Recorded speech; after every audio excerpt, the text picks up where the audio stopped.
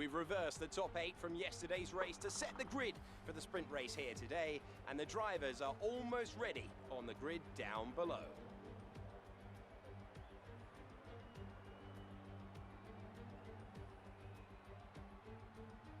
Alongside me today, I'm delighted to welcome back to the commentary box the 2012 GP2 champion, Davide Valsecchi. There looks to be a challenging race ahead of the drivers today, Davide. With that in mind, what are you looking out for today? Well, Alex, I want to see how the drivers at the back of the grid are going to roll down. They'll need to make an impact in the early stages, and they're probably hoping for a bit of luck at the start. We may see some bold maneuvers out there today.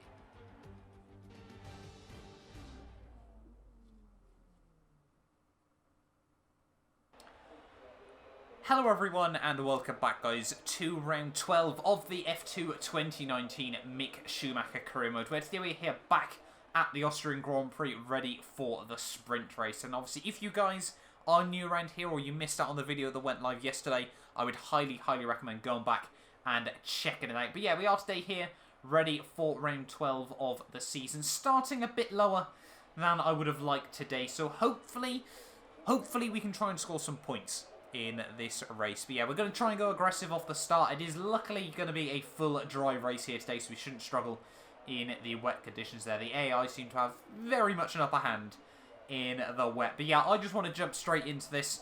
We need a good result here today. Try and limit the damage done to Nick de Vries in this Grand Prix. But yeah, the 5 lights are coming on now for the Austrian Grand Prix. And it's lights out and away we go. They're getting off to once again a pretty poor start. Struggling to get the power down now. I think Ilot wanted to try an absolute rocket start as we're just going to get squeezed in. I think it's Matt212 and Lacey trying to go for big moves off the first corner. And we are down a couple of places off the start of the Grand Prix. So that was really not what we needed. Not quite as bad a start as we got yesterday. But as we head up the hill here, Lacey is going a bit defensive. We'll try and have a look around the outside of Calderon as well, perhaps. Okay, well, I guess we'll take that, and now we're up off the start of this Grand Prix there, after a, just trying to break a little bit later than the Lacey in front of us. We got around the outside of 3 cars as we got towards the top of the hill. Then Mayspin having a look up the inside of Joe down the hill. Are we going to be able to capitalise on this? I don't think so at the moment. But, I mean, yeah, we're up places off the start. Obviously, only the top 8 score in this sprint race, so we'll wait and see as to how, if we can get up towards those guys. Obviously we need to try and outscore a few of our main championship rivals as well here. Nick de Vries is probably going to be the big one, but I think he's probably going to be looking to try and win this race as well here as we head down in towards the final couple of corners of lap 1, getting all over the back of Mayspin as we head down through the final corner, pretty much pushing him along. We are pushing him along at the final corner there. Jordan King leads at the end of lap 1. Calderon's got a bit of a run on us as we head up towards turn 1 there, but we're not going to go defensive. Mayspin breaking a little bit earlier than I was expecting there, so that has not been the run off the exit of the corner we needed either. But hopefully, obviously the DRS will come out next lap. That might give us a bit of an edge. I think we've got slightly better top end speed over most of the AI, as Mayspin very early on the brakes. Oh, I think we tagged Joe there, but we've got away with it. Just a little bit of contact there. We do get a warning, but that's fine. That means nothing on F1 2019. Joe's trying to go defensive on us. We'll move to the outside very late on the brakes, but he gets caught out over the curbs. The yellow flags are out, and we haven't been able to capitalise. Someone's going slow. It's Jack Aitken in the Campos that looks already to be out of this sprint race there. That is not the end of the weekend he needed. Obviously, I'm sure he was looking to try and score some extra points in the second half of this Austrian GP weekend there. But, I mean, it's us up another place there. Now we're inside the top 10. Oh, Joe makes the mistake that we saw Ilot make yesterday through the final couple of corners. That wasn't quite expecting that one from him. So we're now up into P9 of the Grand Prix. Purple final sector as well there. And next up is Boccalacci. Do we have the DRS on him? Yes, we do. Just about there. But I think as Joe is obviously much closer to us, so we might have to be a bit careful from him as we head up the hill here. But yeah, we're almost up inside the top 8 as we make a big mistake at the top of the hill, and Joe is going to be able to get back past us. Still got the DRS though. Another warning for a collision with Joe. Can we pull anything off? We're going to go for a dive. nicely parked on the apex. Don't think he's going to be able to get the switchback move. We've made it work. We're now up, back again into P9 here. As the yellow flag is still out for Jack Aitken.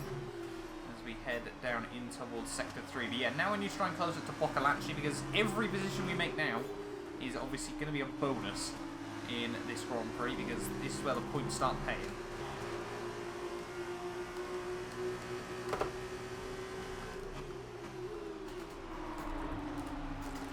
Everyone going so slow at the top of the hill there. I think everyone from second down is really just bunched up all over each other here in this Grand Prix. I'm not too sure who is in second, is it? I don't think it's my teammate Sean Galea.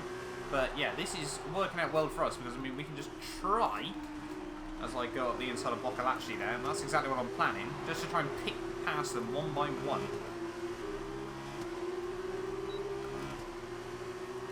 On to lap 5 we go, and you can see we are all over the back of Latifi here. We've definitely got quite good pace in the dry, like we proved in qualifying yesterday. But can we get the run off the exit turn 1 there on Latifi? Again, not quite with us in the title just yet, but we definitely obviously want to keep outscoring him. Just slowly but surely close him out. Giotto much earlier on the brakes than the pair of us there. So we're going to muscle Latifi potentially past him. Not too sure what's going to happen here between these two there. But yeah, we were trying to line up a move on Latifi and didn't realise Giotto was just going to brake so early at the top of the hill there. Is Latifi going to be able to get it? Can we potentially follow him past? I don't think so this time round, unfortunately. So it is now Giotto that is the car we've got to try and get past here. He's running a bit defensive in towards the next couple of corners. Could we open up a bit of a run, perhaps? Not quite. Potentially opening up a run then on Luca Giotto as we head on to lap 6 here. Could we potentially go for a bit of a lunge? We'll have a look up the inside. Oh, Latifi early on the brakes as well. That wasn't quite the intent that I was going for, but we made the move work on Giotto. So we will take that, and we're up into P7 of the Grand Prix. Our apologies to Latifi, that wasn't the intent to go for him, but the AI seem to just brake so early if they're not defending here. And yeah, it is Correa that is holding up this train in this Grand Prix here, but it's a bit of a race against time at the moment, because we need to get up to him before many more cars can slip by. My teammate and Correa going side by side through turn 1 there. That might open up a bit of a run for Hubert just behind him. What is going to happen as we reach the top of the hill there? It looks like my teammates got through. Hubert is trying to look for it as well, as we just try to look to bunch up to the back of Latifi. They're so slow through the corner there, and yeah, Galea and Hubert have been let free. Is my teammate Latifi? Is definitely not my teammate in this championship. Is Correa going to be able to defend from Latifi there? It looks like Hubert has managed to sneak past Galea as well, though, so a double overtake coming in by the Frenchman. As, yeah, we're just struggling at the moment. Just these DRS trains really don't allow for much opportunity. Pace here as we head through turn 1, slowing fast out there, avoid the curves, and we have got a slightly better run this time around than Latifi. Could we potentially go for something as everyone's in the slipstream here? Latifi's aware of it. He's going to go defensive there. Correa, is he going to brake earlier? No, Latifi has a look up the inside, hits the sausage curve there. Can we sneak around the outside of him? Oh, a bit of wheel spin. We give him a massive squeeze off the exit of the corner there. It's going to be a drag race down the hill there. Latifi seems to get the run, but we're going to switch back to the inside. We have to go full send. Keep it nice and calm though. And we're now up into P6 of this race here. 6 laps to go. And I think a podium is definitely on the cards, but I think anything more than that is going to be a bit of a struggle. Unless we see some dramatic scenes for Nick de Vries. We've got another warning for track limits there. We've really got to start being careful through that corner. But yeah, we finally made the move work on Latifi. Now, next up is Correa. Correa going defensive down in towards T1. Just looking to try and get the switchback move. Oh, he locks up and parks it on the racing line. But this time around, he's got no DRS to defend with from the guys in front. Surely he's just going to be a sitting duck as we head up the hill here to the outside. Yeah, we're already past him before we even get towards the braking zone there. He tries to keep the nose up the inside though, but we give him a bit of a squeeze over the curbs. And yeah, we're now up into P5 of this race. Now we need to try and break away from him as quickly as possible and close up to my teammate Galea and Hubert. 5 laps to go.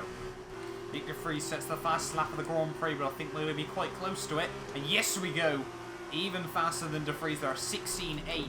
My teammate Galea has managed to get past Hubert as well there, as now we're going to try and capitalise and get past the Frenchman as well here. 4 laps to go of this Grand Prix, and yeah, look at that, Hubert's got nothing in terms of top end, despite a bit of DRS from my teammate there. Later on the brakes, and once again, the AI trying to keep the nose in, but I don't think he's going to be able to do much in that situation. We've even picked up the DRS on my teammate Sean Galale as well here. 3 laps to go, or 4 laps, depending on which way you want to look at it. And yeah, hopefully a podium is still on the cards. Oh, De Vries takes the fastest lap back off me here. We need to try and get it again. We need those extra 2 points in this Grand Prix here as we head down in towards turn 1. Hopefully my teammate Galale will be a bit useful. So we'll set that fastest lap, and we can get him in towards turn 4. Take all the DRS in the world. That could be quite handy. 2 laps to go here. And we do set the fastest lap of the Grand Prix once again. They're somehow behind my teammate Sean Galea. We're going to go around the outside in towards turn 1, but we just can't make it work through there that time round. And yeah, it's going to be, well, we haven't had many battles so far this season. We've had a couple of very short ones. Hopefully this is going to be one of those at the end of the day. To the outside towards the top of the hill. Can we get potentially a switchback move? Yes, potentially. A little bit too early on the short shift. But we are definitely all over the back of him. We are ready to pounce there. Galale tries to give us a bit of a squeeze down the hill. Once again, pretty even on the brakes, but Galale locks up on the outside. Can he get the switchback? No, he can. And we're now up into P3 of the Austrian GP sprint race here. It's definitely been quite a good little recovery so far, but there is still a lap to go. And could we potentially see Nick De Vries try and nab my fastest lap again? I think we're actually going to have to go for it on the final lap still of this race, because Nick De Vries, I can see him going for it. Yellow flag's out. What is going to happen here? Don't say Jordan King, who has dominated this race, is struggling through the final corner. I think it's Nick De Vries. Nick De Vries is out of the Grand Prix. They're dramatic scenes as we head onto the final lap of the Austrian Grand Prix. I cannot believe that. Both the big title rivals have been out in this Austrian GP weekend, and unfortunately, well, we haven't been able to capitalise on it as best as we would have liked this weekend. But that is going to be big gains on Nick De Vries. I mean, what's that? 14 points when you include the fastest lap. So, not quite, obviously, the weekend we would have wanted still. Sean Galale still more than happy to try and take that second place away from us. But yeah, Nick De Vries out of this Grand Prix. I thought it was going to be Jordan King, who was, let's be fair, just bolted it off the start of this race. Obviously started, I think, on the pole position there, and obviously Carrera behind him struggled for pace all race long there. And I mean, yeah, Jordan King has been pretty much untouchable in this sprint race here as we head down towards the end of sector 2 there. But yeah, I think that means as well our fastest lap should be safe, so we'll take the bonus points from that. Yeah, Jordan King 8 seconds up the road here, and it could be back-to-back GP sprint race double podiums for Prema here as we head through the final couple of corners. Jordan King comes through to win the Grand Prix. Congratulations to him, a very dominant drive in the end. But we come through from 13th on the grid, and what a recovery to P2 at the end of the day.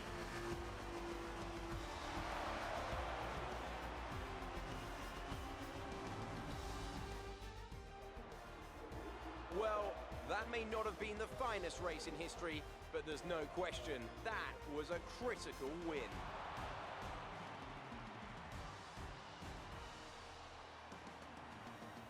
Davide, what do you think made the difference here? Although the Formula 2 cars are all the same spec, the winner just looked better out there. It would have been a combination of getting those tires up to running temperature faster and driving to the condition on track. They made it look easy out there today.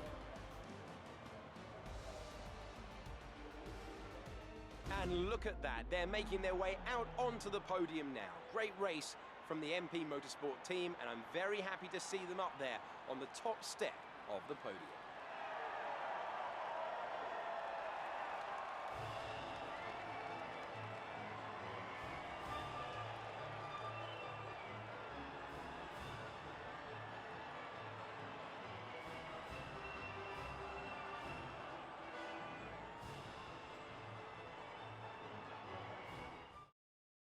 So then, it's time to see how this result affects the Drivers' Championship. And so, driver of the day then, Davide Valsecchi, Who do you think you'd go for? It's got to be Mick Schumacher.